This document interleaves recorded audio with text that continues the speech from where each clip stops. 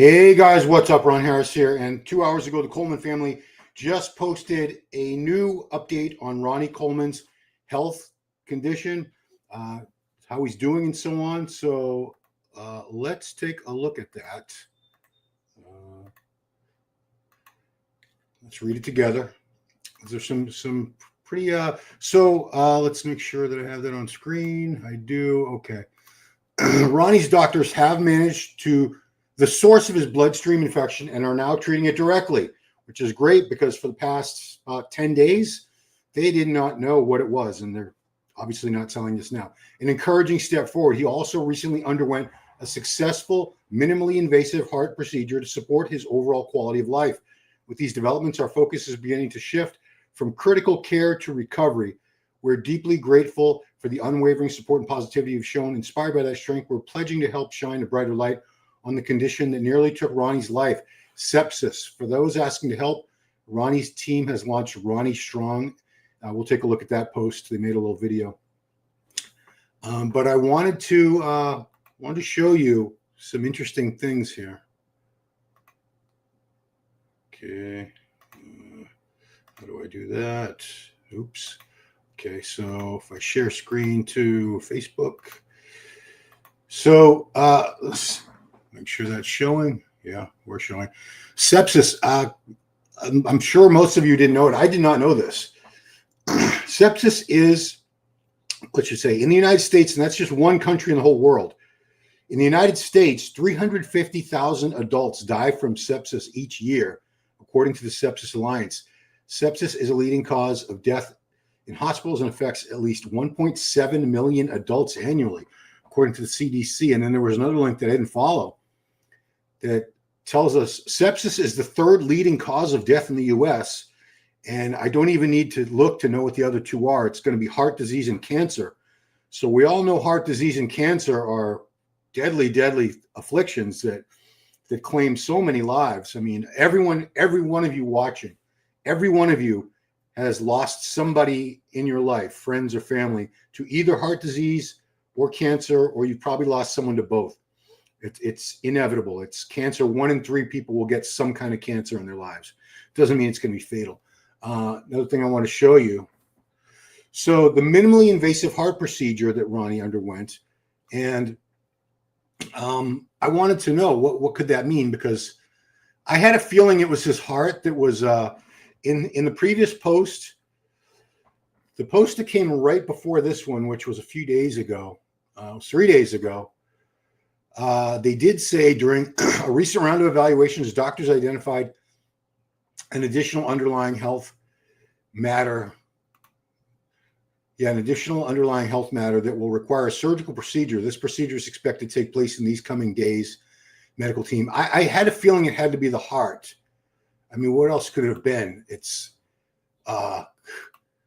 because the heart is the only thing serious enough that where he was in the hospital for this sepsis condition, it's not like if they saw that he needed a rotator cuff repair, they were going to take care of that. It had to be something potentially life-threatening, which I assume would be the heart. So when they say a minimally invasive, I wanted to find out what are the minimally invasive heart procedures that can be done. So one is a valve repair or replacement. Mitral aortic tricuspid valve repair or replacement can be performed using minimally invasive techniques.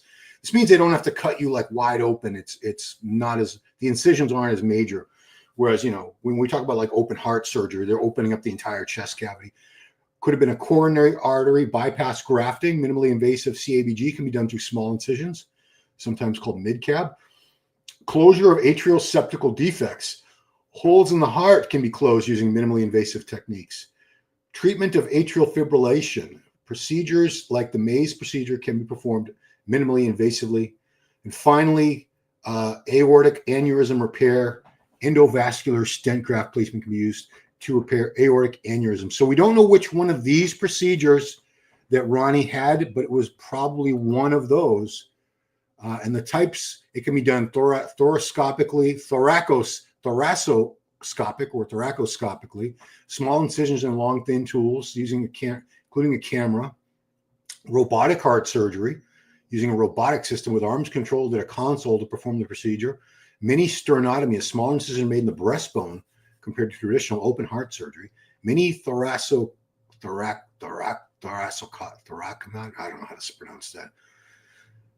A small incision is made between the ribs, avoiding any bone cutting. And finally, endovascular percutaneous procedures. These procedures are done through small punctures in blood vessels, often using catheters to deliver treatments. So, yeah, no, you can't go there, Branch. So those are the types of procedures that Ronnie has had. One of those. We don't know which one. So, I want to show you also, very optimistic. Usually sepsis can be treated if not caught late. Yeah, the fact that they know the source of the infection, that's a very, very encouraging thing. Ronnie, get well soon. Good morning. Yeah, I also want to show you they are starting this foundation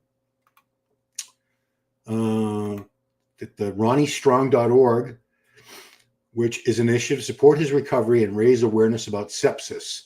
A portion of the net proceeds from Ronnie Strong will be donated to Sepsis Alliance, the nation's leading sepsis advocacy nonprofit, to further its mission of saving lives, reducing suffering through education and outreach. Our aim is to turn this difficult chapter into a beacon of hope and information for millions around the world. You can go to RonnieStrong.org and join the movement. But they also made a short video that was posted shortly after that.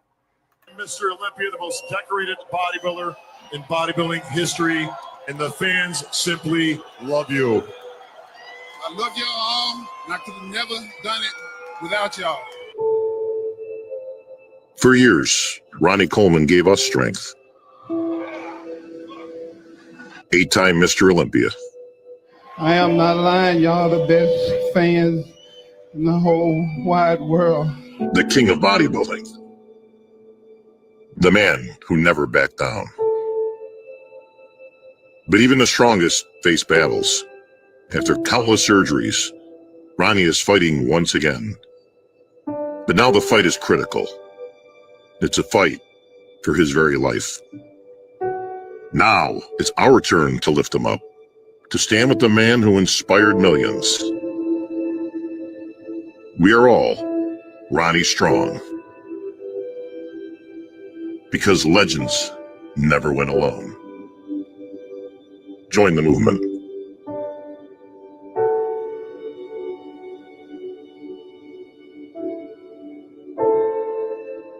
Ronnie, you're a living legend, an 8-time Mr. Olympia, the most decorated bodybuilder. Yeah, I mean, this is very encouraging. Obviously, we all want to see Ronnie out and about, out of the hospital, on the road to healing, back with his family. We want to see him, living a very long, long life. He's one of the good guys. He's one of the guys. You'll never hear much. I've never heard anyone speak ill of Ronnie, or because I've never heard Ronnie speak poorly about anybody else. He might criticize the physique here and there, but I've never heard him say anything negative about a person himself, the actual person. So he's a very positive, uplifting, just a wonderful guy.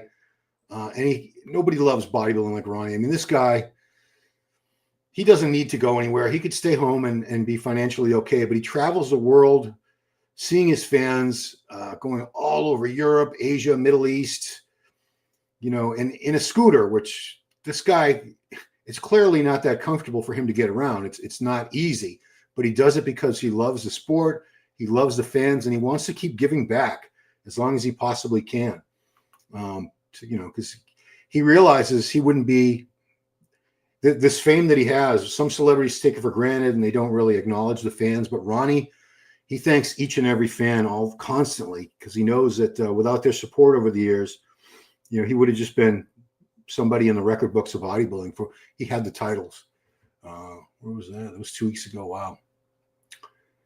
Yeah, just a couple months ago, he was still, a couple weeks ago, I should say, he was still traveling all over the place. Wow, what is that? What's this? I even had a name for myself. Run, because I kick more ass than a donkey. Let's go all the way up, baby, all the way up. Yep, let's do it. Yeah, I got this shit. Lightweight. call him Donkey Ron. He kicks a lot of ass in the gym. That was 31 years ago, that video where he had all the hair. Yeah, I mean, there's never going to be, I'm not speaking of Ronnie in the past tense. I want Ronnie to be around for another 20, 30 years or 40, whatever. A long, long time. But as much as we love guys like Nick Walker and Nick Zilla and Samson and Derek, and, you know, years from now, we'll be saying there's never going to be another one of them, Rami.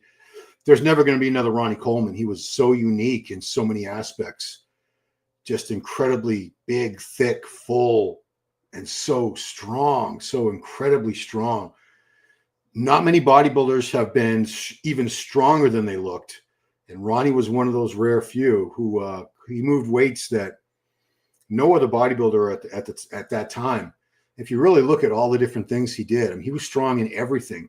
Chest movements, back movements, leg movements, everything, shoulders. I remember seeing him doing military presses with 315, and the weight was moving pretty well. He wasn't struggling.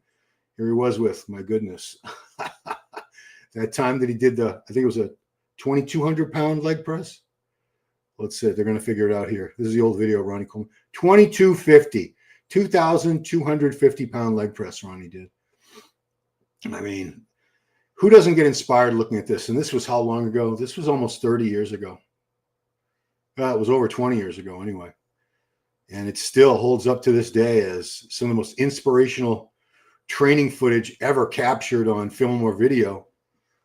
You know, this guy was, I don't want to say superhuman because he was a human. He was Ronnie's a regular person. Doesn't have superpowers like Superman or Spider-Man. He's just a guy who had great genetics, who really capitalized on those genetics by working incredibly hard for years and years to perfect his craft because he loved it.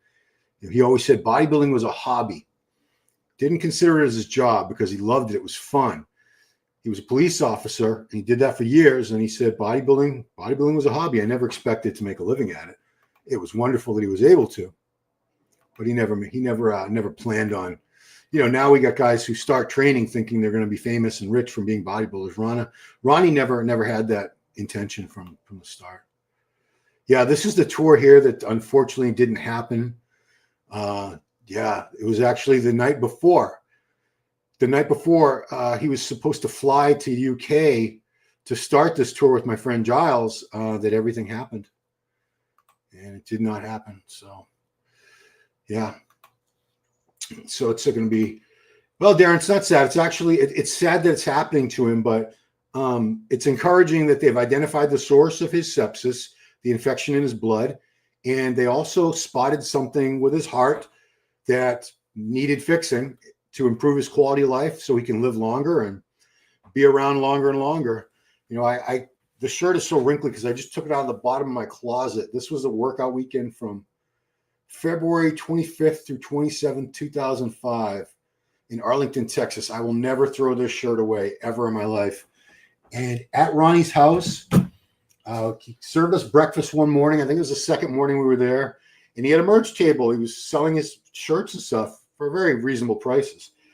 And this is another shirt I will never throw away. Now, the front, very plain. I kind of wish the back was the front. This is the back of the shirt. Yeah, because at that time he had won 7 out of his 8 Olympia titles. It goes up to, what's the last year it says there? 2001.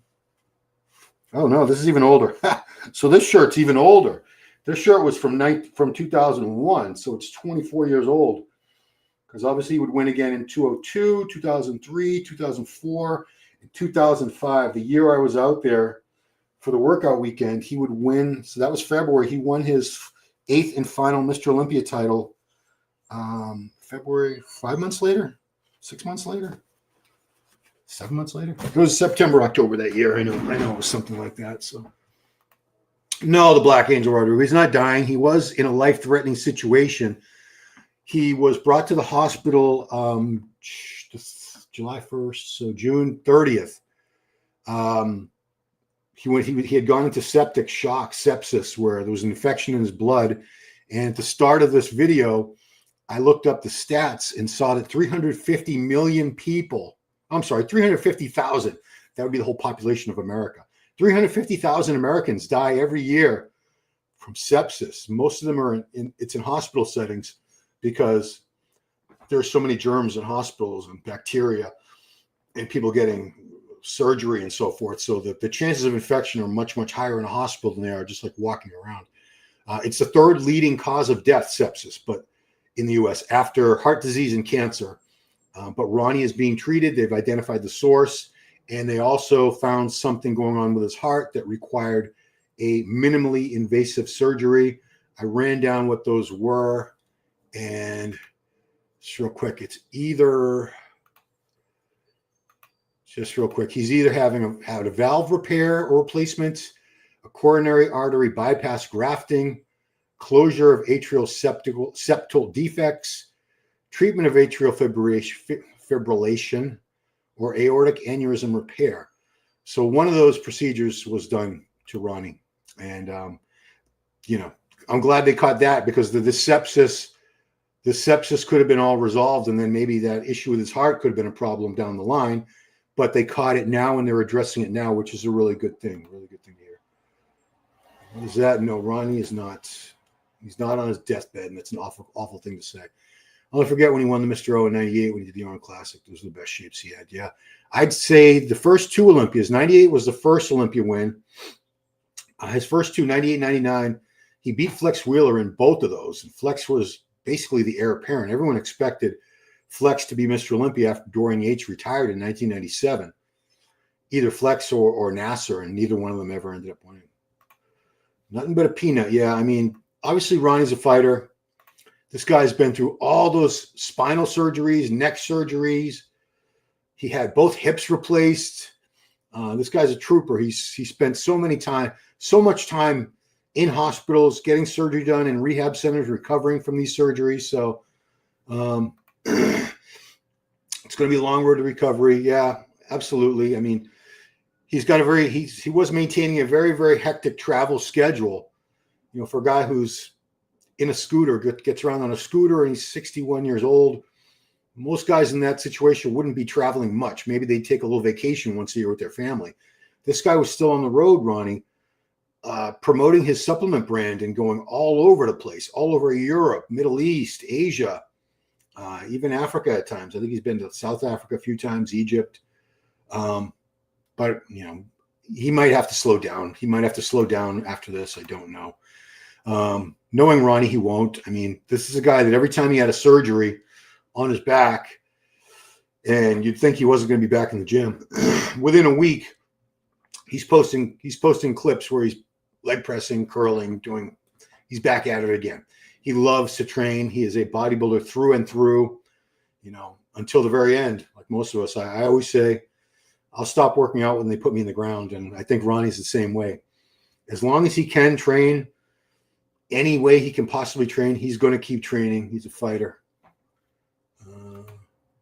Ronnie shocked the world. He stood out like a mountain among hills. Yeah, the funniest thing is, according to Ronnie, and I've never seen a video with the full prejudging on it, but Ronnie says he was not in the first call out of that 98 Olympia that he won. He said they called him for the second call out, and then he worked his way up and he won the damn show. I just think because he was 8th the year before, maybe he wasn't on their radar. Donald Pump, surprised myself, runs popular. Someone's been out of Bible. Yeah, he said in various interviews that the reason YouTube is the reason he's still so popular. It's because there's so many of his training clips that have been put all over YouTube. There's probably millions of videos out there that have at least partial clips from his training DVDs. More so, I'd say those are much more popular than the competition stuff, because you think about all the people that watch YouTube, millions and millions, probably like 1 billion people all together have watched YouTube. If there's 6 billion of us on the earth, most of them couldn't care less about actual bodybuilding competition. They don't want to look at it, but there's plenty of people who would want to see a guy leg press over a ton, dumbbell press 200-pound dumbbells like Ronnie did, barbell row 5 plates like he did, deadlift 800 pounds, squat 800 pounds. I mean, these are just mind-bending feats of strength that this guy did. And he wasn't a strong man. He wasn't a power. Well, he did some powerlifting before he was a bodybuilder, mostly bench press competitions, I believe. But for a guy that had that physique to also be so incredibly strong, as typically you only see with people who focus 100% on strength training, like people who do strongman competition or, super heavyweight power lifters. It was insane. So still very popular. I mean, young kids now, 18, 19-year-old kids, they know who Ronnie Coleman is. You could rattle off maybe 10 or 12 other guys from that same era, and they'd just be like, who's that? But they know Ronnie, and it's because of YouTube. It's because of his catchphrases like, yeah, buddy, nothing but a peanut, lightweight. Everybody, I bet every one of us has used that phrase, one or all of those phrases many, many times over the course of our lives. I mean, how many times, maybe if you're older, especially because when Ronnie's videos came out, his DVDs, we would watch them over and over. And, for every set, every heavy set, you'd go lightweight. I'm guilty of probably saying that phrase 10,000, 20,000 times, I bet, in the gym alone in the past. So that's it, man. So that was the update on Ronnie. I don't want to make it too long because, there wasn't a whole lot of new information, but we did find out that his sepsis is being treated. We did find out that he had a minor heart procedure done in the military for 3 years. Yeah, Ronnie did those 800-pound squat and deadlift performances, I believe 6 weeks out from the Olympia when he was really low on carbs. Those were not off-season weights. Those are things that he was moving while he was pretty low in body fat, doing like Ronnie did like 2 hours of cardio a day on the step mill, not like walking on a treadmill. Ronnie had 2 step mills in his house. He had one in his bedroom. No, I'm sorry, he had 3. He had one in his bedroom. I didn't see his bedroom, but I did see his home gym, and he had 2 of them side by side. He bought 2 because while he was dating a fitness pro named Alti Batista I think she's from New Jersey, she would come out to visit him, and that was so that they could do their cardio side by side. Wearing tights with veins. Yeah, what's Brian's last name? Brian from Metroflex. Brian Dobson, the owner of Metroflex. The first day Ronnie walked in to check out the gym, because he was training at the police station's they had a little gym there, and it was all right. They had some weights, but it was nothing special. And there was a fellow officer there in that station in Arlington, said, you got to check out my gym. It's this place, Metroflex. So let me take you there. And took him. He said Ronnie had these bright red or bright yellow. He had sweatpants on, not even tights. So the fabric on sweatpants is a lot thicker than what you'd see on tights, leggings. And he said, this guy comes walking up to me, and I could see a network, all these veins popping through the sweatpants. So how thick and prominent did those sweatpants have to be? Oh, were they yellow? Yeah. To be able to show through to people. That's when he knew, Brian knew right away, this guy is something special. And he offered him a free membership that very day if he would compete. And, Ronnie had no interest in bodybuilding competition, had never occurred to him. He was already like 27 years old at this time. And Brian said, there's a show coming up. I think it was the Texas Championships in like 10 weeks, whenever it was, I don't know, 10 or 12 weeks away. Let me prep you for that show. And, we could say you trained at Metroflex Gym, and, you got a free membership. And Ronnie always said he became a bodybuilder just for that free gym membership. And if Brian hadn't walked into that very gym on that day, and Brian hadn't seen him and offered that membership to him for free to start competing in bodybuilding, there's a very strong chance we never would have heard of Ronnie Coleman. He would have just been this freakishly built guy in Texas, a police officer that, maybe a local legend where people talked about him, but we wouldn't all know him around the world like we do. So, props to Brian Dobson. Ronnie's called him my angel because, again, that whole career wouldn't have happened if he hadn't bumped into Brian Dobson, if he hadn't walked into that particular gym on that day. So, everything happens for a reason. Anyway, guys, I'm going to take off. That was a quick update. I don't want to keep you guys too long. So working on some more interviews for you guys, some new up-and-coming stars, some guys making comebacks, all kinds of good stuff. Even Ronnie's abs one. I was like, yeah, Ronnie had some thick brick abs. He had a lot of core strength for moving those heavy weights. So that's it, guys. Thank you so much for watching. Appreciate it. Have an excellent weekend. And thoughts and prayers to Ronnie. Thoughts and prayers for Ronnie's health and recovery from this situation. And that RonnieStrong.org website, if you want to get involved in that and raise awareness for sepsis and things like that. Ronnie's package. Yeah. Have a great day, everyone. Talk to you later. Bye-bye.